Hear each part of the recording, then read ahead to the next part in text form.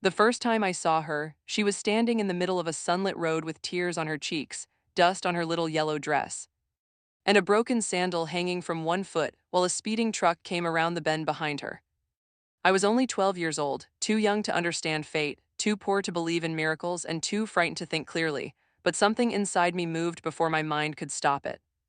I ran into the road, grabbed that tiny girl by the waist, and threw us both into the dry grass just as the truck roared past, leaving the smell of burned rubber and diesel in the hot afternoon air. She clung to my shirt, shaking so hard I could feel her heartbeat against my ribs. And when she looked up at me with those wide, frightened eyes, she whispered something that stayed with me longer than any scar, longer than any promise I had ever been given. She said that one day when she grew up, she would come back and marry the boy who saved her life. If you believe in kindness, second chances, and promises that survive even the longest years, please like, comment, share this story, and subscribe to Lifeline Hub. Because sometimes one small act of courage can echo through an entire lifetime. Back then, my name was Armin Velis, and I lived in a forgotten farming town called Halewick, where summer days were bright enough to bleach the color out of fences. And poor families learned to stretch hope the same way they stretched rice and bread. My father repaired bicycles under a tin roof beside our house, and my mother took in laundry from people who never bothered to remember her name. We did not have much, but we had clean mornings, honest work, and a little wooden home that smelled of soap, engine oil, and boiled tea. I spent my days helping my father, running errands, and sometimes sitting near the main road, watching people pass through town, wondering where they were going and whether life looked different beyond the fields. The girl's name was Sarah Thorne. She was 6 years old, the daughter of a traveling school inspector and his wife who had stopped in Halewick because their car overheated near the old bridge. Sarah had wandered away from her parents while chasing a red paper pin wheel blown loose by the wind. Nobody noticed her until the truck was nearly on top of her. After I pulled her out of the road, the whole town seemed to gather at once. Her mother screamed and dropped to her knees. Her father lifted her into his arms, then turned to me with a face so pale he looked older in a single second. They thanked me again and again, but I barely heard them. My elbow was bleeding, my shirt was torn, and Sarah would not let go of my hand. Before her family left that afternoon, Sarah pressed the red paper pinwheel into my palm. It was crushed on one side, but still bright, still spinning a little whenever the breeze touched it. She told me not to forget her. I laughed because children laugh when feelings become too big. And I told her she would forget me first. That was when she shook her head with the seriousness only a child can have and made that impossible promise. Everyone smiled because it sounded sweet and innocent, the kind of thing adults remember for a week and children forget by sunset. But I did not forget. For some reason, I kept that broken pinwheel in a tin box beneath my bed, beside marbles, a rusty compass, and the few coins I was saving for a proper pair of shoes. Life did not become magical after that day. No wealthy stranger arrived to reward us. No door opened, no blessing fell from the sky. My father's hands grew stiffer, my mother's cough worsened, and by the time I was 17, I had stopped going to school, so I could work full-time at the repair shed. Sarai became a memory I visited only when the world felt too heavy. Sometimes during quiet afternoons would open the tin box and see the pinwheel faded and fragile, and I would remember her small hand in mine. It was not love then, it was not romance. It was simply proof that once, for one shining moment, I had mattered to someone in a way that felt bigger than hunger, bigger than poverty, bigger than the town that seemed determined to keep me small. Years passed like dust storms. My father died when I was 20, leaving behind unpaid bills and a toolbox with his initials carved into the handle. My mother followed 3 winters later, her tired heart finally surrendering in her sleep. By 24, I was alone in the same house, running the bicycle repair shed by myself, watching other people build families, leave town, return with children, or disappear into cities that swallowed names whole. I became known as the quiet man by the road, the one who fixed wheels, patched chains, and never asked for more than people could pay. I had dreams once, but life had a way of sanding them down until they became smooth enough to carry without pain. On the 15th anniversary of the day I saved Sarai, I woke before sunrise, though I did not know why. The morning was bright and golden, one of those clear days when the field shimmered and the whole world seemed washed clean. I opened the shop, swept the dirt from the entrance, and placed a row of repaired bicycles outside. Children passed on their way to school. A vegetable seller shouted prices from his cart. Somewhere nearby, someone was frying onions for breakfast. It was an ordinary day, almost painfully ordinary, until a sleek, dark car stopped beside the road in front of my shed. At first, I thought the driver was lost. Cars like that did not stop in Halewick unless they had taken a wrong turn. Then the back door opened and a young woman stepped out wearing a simple cream dress, not ritual looking in a loud way, but graceful, calm, and strangely familiar. Her hair moved softly in the daylight. Her eyes searched the front of the shop, then the house, then my face. She held something in her hand, something red and small. For a moment, the sounds of the town fell away. I saw not the woman before me, but the little girl in the dusty yellow dress, trembling in my arms beside the road. Sarah Thorne had returned. She was 21 now, no longer a frightened child, but there was still something of that day in her eyes. She looked at me as if she had been carrying a sentence for 15 years, and had finally found the courage to speak it.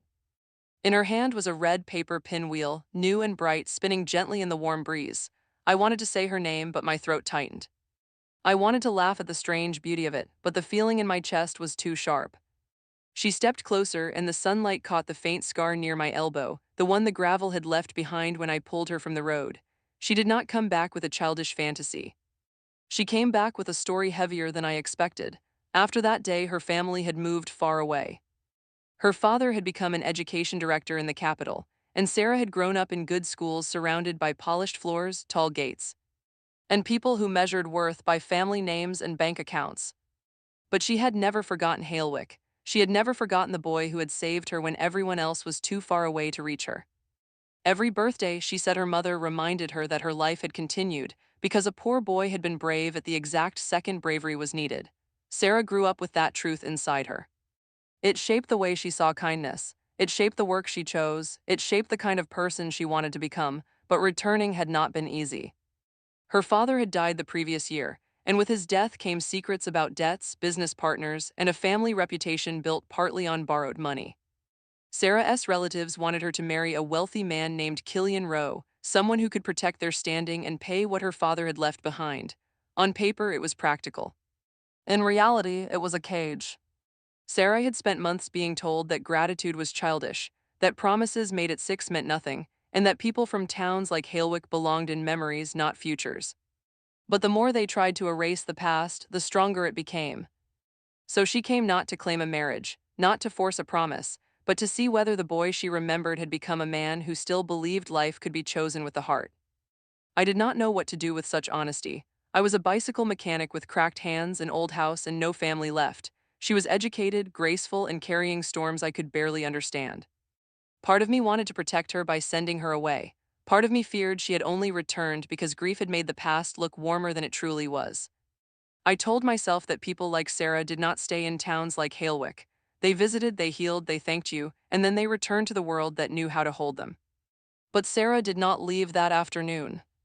She sat on the wooden bench outside my shop, drank tea from a chipped cup, and watched me repair a little boy's bicycle as if it were the most important work she had ever seen. Over the next weeks, Sarah kept returning. Sometimes she arrived in the morning when the day was still cool. Sometimes she came near noon when sunlight poured over the road and the shop smelled of warm rubber and metal. She helped children choose second-hand bicycles, wrote neat labels for spare parts, and listened to old women complain about prices with a patience that made them soften. People whispered, of course, Halewick was small and small towns turn curiosity into weather. Some said she was too good for me, others said she was using me to escape her family. A few simply watched with quiet hope because even in poor towns, people like to believe the world can still surprise them. Then Killian arrived. He came on a bright afternoon in a silver car, wearing a suit too dark for the heat and a smile too polished to be sincere. He did not shout. He did not threaten openly. That would have made him easier to hate. Instead, he spoke gently, almost kindly, and reminded Sarah of her family situation, her mother's anxiety, the unpaid debts, the reputation at risk. Then he looked at my repair shed, my grease-stained shirt, my worn shoes, and said without saying that love could not pay bills, that memory could not build a future, that a childhood rescue did not make a man worthy of a womaness.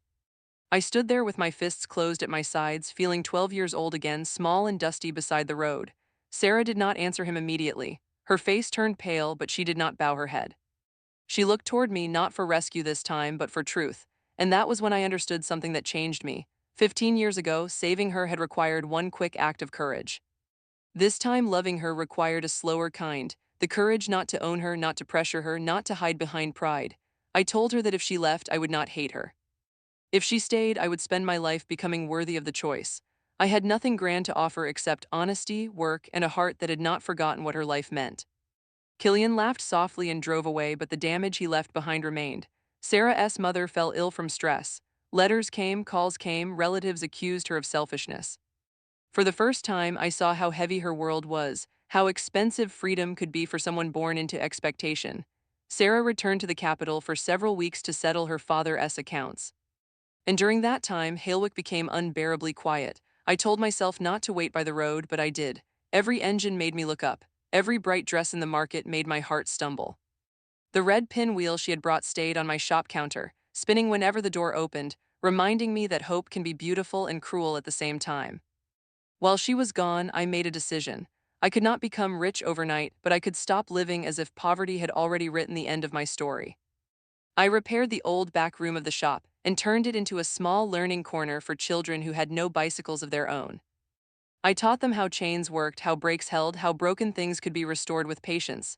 Neighbors donated old frames. A retired teacher brought books. The repair shed slowly became more than a place of work. It became a place where children gathered in the daylight, where laughter returned to the road, where the poorest boys and girls learned that their hands could build something useful. When Sarai came back, she arrived not in a dark car, but on an old blue bicycle I had repaired years earlier for a farmer's daughter. Her dress was simple, her hair tied back, her face tired but free.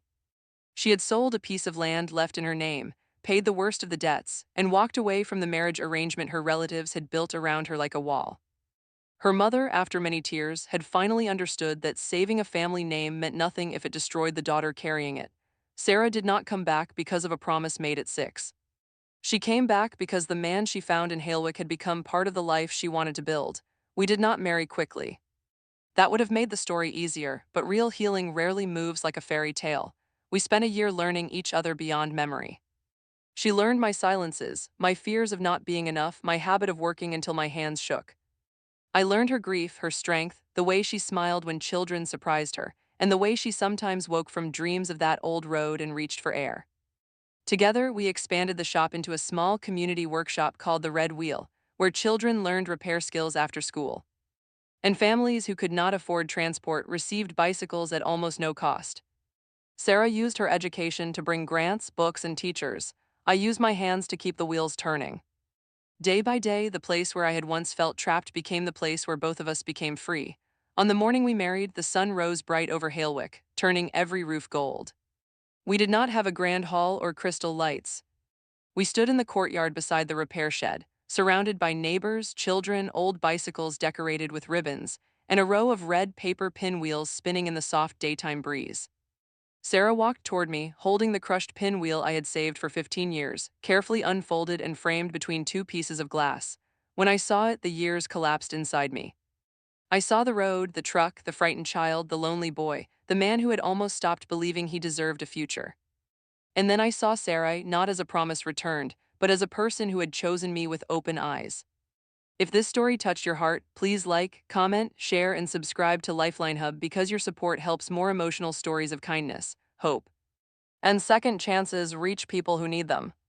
Special request comment kindness returns if you believe that one good deed can come back years later in a way no one expects. Years after our wedding, people still asked whether Sarah married me because of a childhood promise. She always smiled at that question, and I always let her answer in her own way. She would say that promises made by children are like seeds dropped into the ground. Many disappear, some are eaten by time, but a few wait quietly in the dark until the right season comes. The truth was, I did not save Sarah once. She saved me too. Not from a truck, not from danger anyone else could see, but from the slow belief that my life would never become more than survival. She returned after 15 years, but she did not return to fulfill a childish vow. She returned to prove that kindness is never wasted, that love is not measured by wealth or status, and that sometimes the road where everything almost ended can become the very place where a new life begins.